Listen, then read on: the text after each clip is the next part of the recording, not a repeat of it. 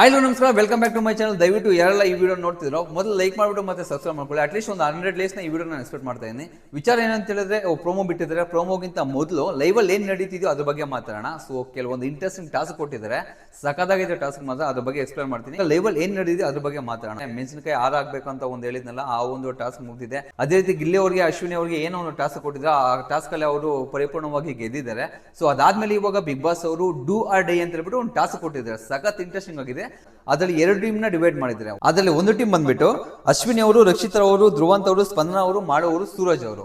ಮತ್ತೆ ಇನ್ನೊಂದು ಟೀಮ್ ಬಂದ್ಬಿಟ್ಟು ಗಿಲ್ಲಿ ಅವರು, ರಘು ಅವರು, ಕಾವ್ಯ ಅವರು, ರಾಶಿಕ್ ಅವರು, ರಜತ್ ಅವರು ಮತ್ತೆ ಧನುಷ್ ಅವರು. ಟೀಮ್ ಡಿವೈಡಿಂಗ್ ಮಾತ್ರ ಸಖತ್ತಾಗೈತೆ. ಇದು ಒಂಥರ ಡೂ ಆರ್ ಡೈ. ಯಾವುದೇ ರೀತಿ ಒಂದು ಫಿಸಿಕಲ್ ಟಾಸ್ಕ್ ಏನು ಇರಲ್ಲ. ಲಾಸ್ಟ್ ಇಯರ್ ಇದಕ್ಕೆ ಸಂಬಂಧಪಟ್ಟಾಗ ಒಂದು ಟಾಸ್ಕ್ ಕೊಟ್ಟಿದ್ರು. ಅಲ್ಲಿ ಯಾವ ರೀತಿ ಒಂದು ಟಾಸ್ಕ್ ಇತ್ತು ಅಂತ ಹೇಳಿದ್ರೆ, ಒಬ್ರಿಗೊಬ್ರು ಚಾಲೆಂಜ್ ಕೊಡ್ಕೊಂತಾರೆ. ಆ ಚಾಲೆಂಜ್ ಯಾವ ತರ ಇರುತ್ತೆ ಅಂತ ಹೇಳಿದ್ರೆ, ಒಂದು ಮೆಣಸಿನಕಾಯಿ ತಿನ್ನೋದಾಗಿರ್ಬೋದು, ಇನ್ನೊಂದು ಹೇರ್ ಕಟ್ ಮಾಡ್ಕೊಳ್ಳೋದು, ಶೇವ್ ಮಾಡಿಸ್ಕೊಳ್ಳೋದು, ಕೂದಲು ಬೋಡ್ಸ್ಕೊಳ್ಳೋದು, ಹಾಗಲಕಾಯಿ ತಿನ್ನೋದು, ಬೇರೆ ಬೇರೆ ರೀತಿ ಜ್ಯೂಸ್ ಕುಡಿಯೋದು, ಈ ರೀತಿ ಆರೋಗ್ಯಕ್ಕೆ ಯಾವುದೇ ರೀತಿ ತೊಂದರೆ ಆಗದಿರೋ ರೀತಿ ಕೆಲವೊಂದು ಟಾಸ್ಕ್ಗಳಿಗೂ ಕೊಡ್ತಾರೆ. ಅದನ್ನ ನಾವು ಧೈರ್ಯದಿಂದ ಏನಾದ್ರು ಮಾಡಿದ್ರೆ ವಿನ್ ಆಗ್ತೀವಿ. ಅದೇ ರೀತಿ 2 ಟಾಸ್ಕ್ ಅಲ್ಲಿ ಇದುವರೆಗೂ ಗಿಲ್ಲಿ ತಂಡದವರು 2 ಟಾಸ್ಕ್ ಅಲ್ಲಿ ಗೆದ್ದಿದ್ದಾರೆ. ಸಖತ್ತಾಗಿದೆ. ಅದರಲ್ಲಿ ಮೊದಲನೇ ಬಂದ್ಬಿಟ್ಟು ಕಾವ್ಯ ಅವರ ಕೂದಲಿಗೆ ಬಣ್ಣ ಬಳ್ಕೊಬೇಕು ಅಂತ ಹೇಳ್ಬಿಟ್ಟು ಒಂದು ಟಾಸ್ಕ್ ಕೊಟ್ಟಿರ್ತಾರೆ.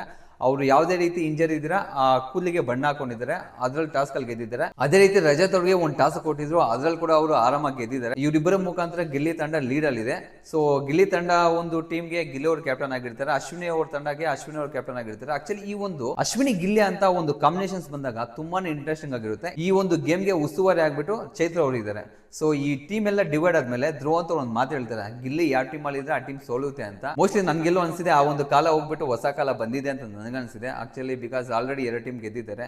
ಸೊ ತುಂಬಾನೇ ಗೋಳೊಯ್ಕೊಂತಿದ್ರು ಗಿಲ್ಲಿ ಅವ್ರನ್ನ. ನೆನ್ನೆ ಮೊನ್ನೆ ಎಲ್ಲಾನು ಆ ಒಂದು ಟಾಸ್ಕ್ ಅಲ್ಲಿ ಸುಳ್ಳ ಮಳ್ಳ ಅದು ಇದು ಅಂತ ತುಂಬಾನೇ ಒಂದು ಗೋಳೊಯ್ಕೊಂತಿದ್ರು. ಯಾಕಂದ್ರೆ ಅವ್ರ ಸೀಕ್ರೆಟ್ ಟಾಸ್ಕ್ ಅಲ್ಲಿ ಅವ್ರು ಮಾಡೋದು ತುಂಬಾ ಚೆನ್ನಾಗಿ ಮಾಡಿದ್ದಾರೆ. ಬಟ್ ಎಲ್ರಿಗೂ ಡೌಟ್ ಬಂದ್ಬಿಟ್ಟಿದೆ, ಇಡೀ ಮನೆಗೆ ಡೌಟ್ ಬಂದ್ಬಿಟ್ಟಿದೆ. ಅಷ್ಟೆಲ್ಲ ಯಾಕೆ, ಆ ಒಂದು ರೇಕ್ಸೋ ಪ್ರೋಸೆಸ್ ಅಲ್ಲಿ ಕಾವ್ಯ ಅವರ ಕಣ್ಣಲ್ಲಿ ನೀರು ತರಿಸೋ ಒಂದು ಪ್ರಯತ್ನದಲ್ಲಿ ಕಾವ್ಯ ಅವರು ಕೂಡ ಗೊತ್ತಾಗ್ಬಿಡುತ್ತೆ, ಯಾವತ್ತು ಇದೇ ರೀತಿ ಮಾತಾಡಿಲ್ವಲ್ಲ, ಮೋಸ್ಟ್ಲಿ ಈ ತರ ಮಾತಾಡಿದ್ದೇನೆ ಅಂತ ಹೇಳಿ ಏನೋ ಸೀಕ್ರೆಟ್ ಟಾಸ್ಕ್ ಕೊಟ್ಟಿರ್ಬೋದಾ ಅಂತ ಹೇಳ್ಬಿಟ್ಟು ಧನುಷ್ ಅವ್ರ ಜೊತೆ ಮಾತಾಡ್ತಿದ್ರು.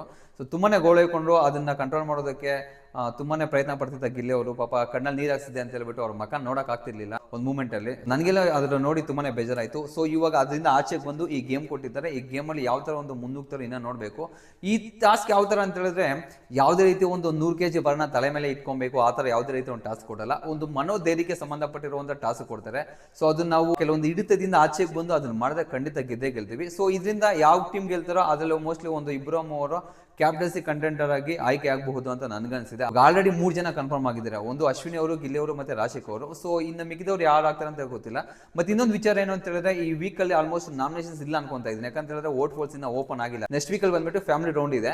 ಆ ಒಂದು ರೀಸನ್ ಇಂದ ಈ ವೀಕ್ ಅಲ್ಲಿ ಏನಾದ್ರು ಎಲಿಮಿನೇಷನ್ಸ್ ಇಲ್ದ್ರೆ ಏನಾದ್ರು ಕ್ಲೋಸ್ ಮಾಡ್ತಾರೆ ನನ್ಗಂತೂ ಗೊತ್ತಾಗ್ತಿಲ್ಲ. 9 ಜನ ನಾಮಿನೇಷನ್ಸ್ ಆಗಿದ್ರು, ಬಟ್ ಇದುವರೆಗೂ ಯಾವುದೇ ರೀತಿ ವೋಟ್ ಫೋಲ್ ಓಪನ್ ಆಗಿಲ್ಲ. ಇನ್ನೇನು ಒಂದಿನ ಇದೆ, ಇವತ್ತು ಆಲ್ಮೋಸ್ಟ್ ಗುರುವಾರ, ನಾಳೆ ಶುಕ್ರವಾರ. ಇನ್ನು ಒಂದಿನದಲ್ಲಿ ಅದೇನು ಓಪನ್ ಮಾಡ್ತಾರೆ ಗೊತ್ತಿಲ್ಲ. ಅಪ್ಪಿತಪ್ಪಿ ಏನಾದ್ರು ಓಪನ್ ಮಾಡಿಬಿಟ್ರೆ ವೋಟ್ ಫಾಲ್ಸ್ ನಿಜವಾಗ್ಲೂ ಒಂದು ಅನ್ಫೇರ್ ಅಂತ ಅನ್ಬೋದು. ಯಾರು ಆಚೆಗೆ ಹೋಗ್ತಾರೋ ಅವ್ರಿಗೆ ಒಂದು ಅನ್ಫೇರ್ ಡಿಸಿಷನ್ ಅಂತ ಹೇಳ್ಬೋದು. ಯಾಕಂತ ಹೇಳಿದ್ರೆ ಅವ್ರ ಒಂದು ಅಭಿಮಾನಿಗಳು ಮಂಗಳವಾರದಿಂದ ಶುಕ್ರವಾರವರೆಗೂ ವೋಟ್ ಹಾಕೋರು ಇರ್ತಾರೆ. ಆಟದ ಮಧ್ಯದಲ್ಲಿ ಅವ್ರ ಬಗ್ಗೆ ಯಾರು ಬ್ಯಾಡ್ ಅನ್ಕೊಂಡಿರ್ತೀವೋ ಅವ್ರ ಮೇಲೆ ಒಂದು ಅಭಿಪ್ರಾಯ ಚೇಂಜ್ ಆಗ್ಬೋದು. ಈ ತರ ಒಂದು ಪರಿಸ್ಥಿತಿ ಇದ್ದಾಗ ಸೊ ಇವತ್ತೇನಾದ್ರೂ ವೋಟ್ ಫಾಲ್ ಓಪನ್ ಮಾಡಿಬಿಟ್ರೆ ನಿಜವಾಗ್ಲೂ ಅದಂತೂ ಅನ್ಫೇರ್ ಅನ್ಸುತ್ತೆ. ಮೋಸ್ಟ್ಲಿ ಇರಲ್ಲ ಅನ್ಕೊಂತಾ ಇದ್ದೀನಿ, ನೋಡ್ಬೇಕು ಏನಾಗುತ್ತೆ ಅಂತ ಹೇಳ್ಬಿಟ್ಟು. ಯಾಕಂದ್ರೆ ನೆಕ್ಸ್ಟ್ ವೀಕಲ್ಲಿ ಫ್ಯಾಮಿಲಿ ರೌಂಡ್ ಇದೆ. ಆ ಒಂದು ರೀಸನ್ ಏನಾದ್ರು ಎಲ್ಲರೂ ಹೋಲ್ಡ್ ಮಾಡ್ತಾರೆ ಅಂತ. ಇನ್ನೊಂದು ಆಲ್ಮೋಸ್ಟ್ ಇನ್ನೊಂದು 5 ವೀಕ್ಸ್ ಏನೋ ಇದೆ ಆಲ್ಮೋಸ್ಟ್. ಸೊ 5 ವೀಕ್ಸ್ ಅಲ್ಲಿ ಆಲ್ರೆಡಿ ಇನ್ನ 13 ಜನ ಇದ್ದಾರೆ. 13 ಜನ ಅದು ಯಾವ ರೀತಿ ಒಂದು ಎಲಿಮಿನೇಷನ್ಸ್ ಇರುತ್ತೋ ಅಂದ್ರೆ ನಾವು ಅರ್ಥ ಮಾಡ್ಕೊಂಡ್ಬಂದು ಡಬಲ್ ಎಲಿಮಿನೇಷನ್ಸ್ ತುಂಬಾನೇ ಇರಬಹುದು ಅಂತ. ಸ್ನೇಹಿತರೆ, ಈ ಡೂ ಆರ್ ಡೇ ಟಾಸ್ಕ್ ಅಲ್ಲಿ ಯಾರು ಗೆಲ್ಬಹುದು ಅಂತ ನಿಮ್ಗೆ ಅನ್ಸುತ್ತೆ ದಯವಿಟ್ಟು ಕಮೆಂಟ್ ಮಾಡಿ ತಿಳಿಸ್ಕೊಡಿ. ಇವಾಗ ಒಂದು ಈಗ ಬಿಟ್ಟಿರುವಂತಹ ಒಂದು ಪ್ರೋಮೋ ಬಗ್ಗೆ ಮಾತಾಡೋಣ. ಆ ಪ್ರೋಮೋ ಬಗ್ಗೆ ಆಕ್ಚುಲಿ ನೆನೆ ಮಾತಾಡಿದೆ. ಕಾವ್ಯ ಅವರು ಖುದ್ದಾಗಿ ರಕ್ಷಿತ್ ಅವ್ರನ್ನ ಮತ್ತೆ ಗಿಲ್ಲಿ ಅವ್ರಿಗೆ ಆ ಒಂದು ಮೆಣಸಿನಕಾಯಿ ಹಾರ ಹಾಕಿದ್ದಾರೆ, ದಿ ವಿಲನ್ ಅಂತ ಹೇಳ್ಬಿಟ್ಟು. ಸೊ ಅದ್ರ ಬಗ್ಗೆ ಒಂದು ಪ್ರೋಮೋ ಬಿಟ್ಟಿದ್ರೆ ನೋಡ್ಬಿಟ್ಟು ಒಂಚೂರು ಅನಾಲಿಸಿಸ್ ಮಾಡ ಬನ್ನಿ. ನಿಮ್ ಪ್ರಕಾರ ಈ ಮನೆ ವಿಲನ್ ಯಾರು?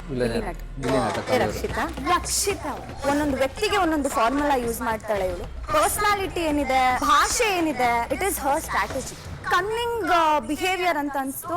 ನೀವ್ ಆಕ್ಚುಲಿ ಕನ್ನಿಂಗ್, ನೀವ್ ಆಕ್ಚುಲಿ ರಿಯಲ್ ಕಾವ್ಯನೇ ಅಲ್ಲ ಅಂದ್ರೆ ಹೇಳ್ತಾ ಇದ್ದೀನಿ. ಒಂದ್ ನಿಮಿಷ ಅಗ್ರಿ. ಯಾಕಂದ್ರೆ ನಿಮ್ ತರ ಓವರ್ ಡ್ರಾಮ್ಯಾಟಿಕ್ ವಾದ ಮಾಡ್ಬೇಕು ಅಂತಂದ್ರೆ ಅರ್ಧಕ್ಕೆ ಸ್ಟಾಪ್ ಮಾಡಿ ಹೋಗಲ್ಲ. ಬಿಗ್ ಬಾಸ್ ಇಂದು ರಾತ್ರಿ 9:30ಕ್ಕೆ. ಆಕ್ಚುಲಿ ಈ ಒಂದು ರಿವಾಲ್ವರ್ ಇಬ್ಬರಿಗೂ ನಡೀತಾನೆ ಇದೆ. ಯಾಕಂದ್ರೆ ಲಾಸ್ಟ್ ವೀಕ್ ನಾನು ಒಂದು ವಿಡಿಯೋದಲ್ಲಿ ಹೇಳಿದೆ, ರಕ್ಷಿತಾ ಬಂದ್ಬಿಟ್ಟು ಕಾವ್ಯ ಅವ್ರನ್ನ ಯಾವಾಗ ಹಿಂದೆಯಿಂದ ಚುಚ್ಚಿ ನಾಮಿನೇಷನ್ಸ್ ಮಾಡ್ತಾರೋ ಅಲ್ಲಿಂದ ಒಂದು ರಿವಾಲ್ವರ್ ನಡೀತಾನೆ ಇದೆ. ಅವರು ಒಬ್ರಿಗೊಬ್ರಿಗೂ ವೈಯಕ್ತಿಕವಾಗಿ ಆಗ್ತಾ ಇಲ್ಲ. ಯಾವುದೇ ರೀತಿ ಮುಖಾಮುಖಿ ಅವರು ಮಾತಾಡ್ಕೊಂತೂ ಇಲ್ಲ. ಬೇರೆಯವ್ರ ಜೊತೆ ಎಲ್ಲ ಮಾತಾಡ್ತಿದ್ದಾರೆ. ರಕ್ಷಿತಾ ಕಾವ್ಯ ಅಂತ ಬಂದಾಗ ಅವ್ರಿಬ್ಬರ ಮಧ್ಯೆ ಯಾವುದೇ ರೀತಿ ಕನ್ವರ್ಸೇಷನ್ ನಮಗೆ ಎಪಿಸೋಡಲ್ಲೂ ಕಾಣಿಸಿಲ್ಲ, ಅದೇ ರೀತಿ ನಮಗೆ ಲೈವಲ್ ಕೂಡ ಕಾಣಿಸಿಲ್ಲ. ಮೋಸ್ಟ್ಲಿ ಅವ್ರಿಬ್ರಿಗೂ ಒಂದು ರಿವಾಲ್ವರ್ ನಡೀತಿದೆ. ಸೊ ರಕ್ಷಿತಾ ಅವ್ರಿಗೆ ವಿಲನ್ ಕೊಟ್ಟಿದ್ದಾರೆ, ಒಪ್ಕೊಳ್ಳೋಣ, ಪರವಾಗಿಲ್ಲ. ಸೊ ಗಿಲ್ಲಿ ಅವ್ರಿಗೆ ವಿಲನ್ ಅಂತ ಕೊಟ್ಟಿರೋದು ಎಲ್ಲೋ ಒಂಚೂರು ಬೇಜಾರಾಯಿತು.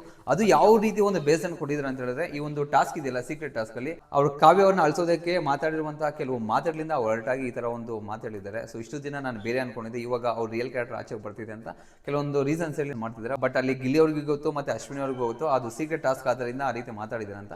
ಮೋಸ್ಟ್ಲಿ ನಾಳೆನೋ ಇವತ್ತೋ ನಾಳೆನೋ ರಿವೀಲ್ ಆಗ್ಬೋದು, ಅವಾಗ ಎಲ್ಲರೂ ಮತ್ತೆ ಕಾಂಪ್ರಮೈಸ್ ಆಗ್ತಾರೆ ಅಂತ ನನ್ನೊಂದು ಅನಿಸಿಕೆ. ತುಂಬಾನೇ ಬೇಜಾರಾಯಿತು ಅವ್ರ ಕಣ್ಣಲ್ಲಿ ನೀರು ಬರ್ತಿರೋವಾಗ. ಅವ್ರ ಕಣ್ಣಲ್ಲಿ ನೀರು ಬಂದಿದ್ದು ಒಂದು ಕಡೆ ಆದರೆ ಗಿಲ್ಲಿ ಅವರು ಮಾತಾಡಿದ್ದೀನಲ್ಲ ಅಂತ ಹೇಳ್ಬಿಟ್ಟು ತುಂಬಾನೇ ಪಶ್ಚಾತ್ತಾಪ ಪಡ್ತಿದ್ರು. ಆ ಒಂದು ಫ್ರೆಂಡ್ಶಿಪ್ಗೆ ತುಂಬಾನೇ ಬೆಲೆ ಕೊಡಬೇಕು ನಾವು. ತುಂಬಾನೇ ಇಷ್ಟ ಆಯಿತು ನನಗೆ.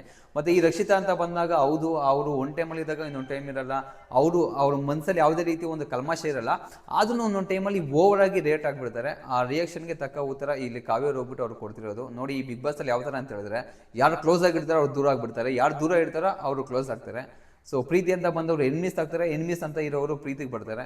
ಇದು ಒಂದು ಬಿಗ್ ಬಾಸ್ ಆಟ, ಅದಕ್ಕೆ ಅದನ್ನ ಹೇಳೋದು ವ್ಯಕ್ತಿತ್ವದ ಆಟ ಅಂತ ಹೇಳ್ಬಿಟ್ಟು. ಸೊ ಇದು ಇವತ್ತಿನ ಒಂದು ಪ್ರೋಮೋ ಅನಾಲಿಸಿಸ್ ಆಗಿರುತ್ತೆ. ಅದೇ ರೀತಿ ಲೇವಲ್ ಬಂದಿರುವಂತಹ ಆ ಒಂದು 2 ತಂಡ ಏನಿದೆಯೋ ಆ ತಂಡದಲ್ಲಿ ನಿಮಗೆ ಫೇವರೇಟ್ ತಂಡ ಯಾವ್ದು ಗೆಲ್ಬಹುದು, ಸೊ ಯಾವ್ದು ಗೆದ್ರೆ ನಿಮ್ಗೆ ಚೆನ್ನಾಗಿರುತ್ತೆ ದಯವಿಟ್ಟು ಕಮೆಂಟ್ ಮೂಲಕ ತಿಳಿಸ್ಕೊಡಿ. ನಿಮಗೆ ಎಪಿಸೋಡ್ಗಿಂತ ಮುಂಚೆ ಪ್ರೋಮೋ ಬರೋದಕ್ಕೂ ಮುಂಚೆ ಲೈವ್ ಅಪ್ಡೇಟ್ಸ್ ನಿಮಗೆ ಕುಂತಲೇ ತಿಳಿಸ್ಕೊಡ್ತೀನಿ. ದಯವಿಟ್ಟು ಎಲ್ಲ ವಿಡಿಯೋ ನೋಡ್ತಿದ್ರು ಫಸ್ಟ್ ಲೈಕ್ ಮಾಡ್ಬಿಟ್ಟು ಸಬ್ಸ್ಕ್ರೈಬ್ ಮಾಡ್ಕೊಳ್ಳಿ. ನೀವು ಸಬ್ಸ್ಕ್ರೈಬ್ ಮಾಡ್ಕೊಂಡ್ರೆ ನಂಗೆ ಸ್ವಲ್ಪ ಅನುಕೂಲ ಆಗುತ್ತೆ. ಅದೇ ರೀತಿ ಐ ಪಾಯಿಂಟ್ಸ್ ಇರುತ್ತೆ, ಐ ಪಾಯಿಂಟ್ ಕೊಟ್ಟಾಗ ವಿಡಿಯೋ ಇನ್ನೂ ಕೂಡ ರೀಚ್ ಆಗುತ್ತೆ. ಸೊ ಅದರಿಂದ ನನಗೆ ತುಂಬ ಯೂಟಿಲೈಸ್ ಆಗುತ್ತೆ. ದಯವಿಟ್ಟು ಎಲ್ಲ ನೋಡ್ತಿರೋ ಸಬ್ಸ್ಕ್ರೈಬ್ ಮಾಡ್ಕೊಂಡು ವಿಡಿಯೋ ನೋಡಿ ಅಂತ ಕೇಳ್ಕೊತಾ ಇದ್ದೀನಿ.